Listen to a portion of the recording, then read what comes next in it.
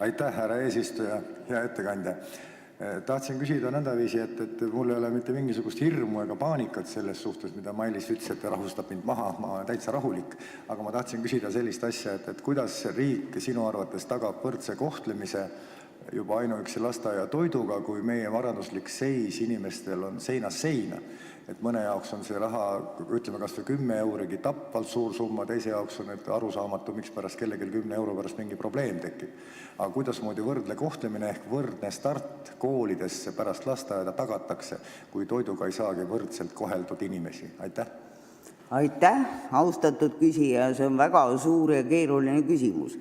Nii nagu lugupeetud õiguskantsler siin mõned tunnid tagasi ütles, siis see, et ühiskonnas on erinevaid kihtisid, väga erinevas sotsiaalses staatuses inimesi, selle vastu me ei saa midagi.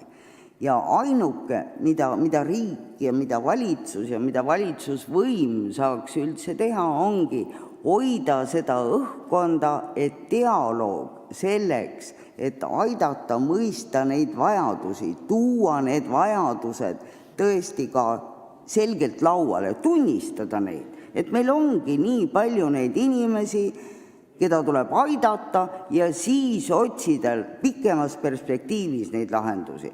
Et me oleme nüüd nagu jõudnud selle 25 aastaga ilmselt sellise järku, kus need vead või möödavaatamised, mis on paratamatult selle kiire arengu puhul tekkinud, need kerkivad nüüd päevavalgele. Neid tuleb tunnistada ja mõelda ka igasuguste toetuste määramisel just nimelt sellele, kas ja kuidas on õige toetust määrata või on hoopis õigem tõesti muretseda selle eest, et selle peretoetuse asemel saaks laps toiduraha ja saaks kõhu täis sõidetud.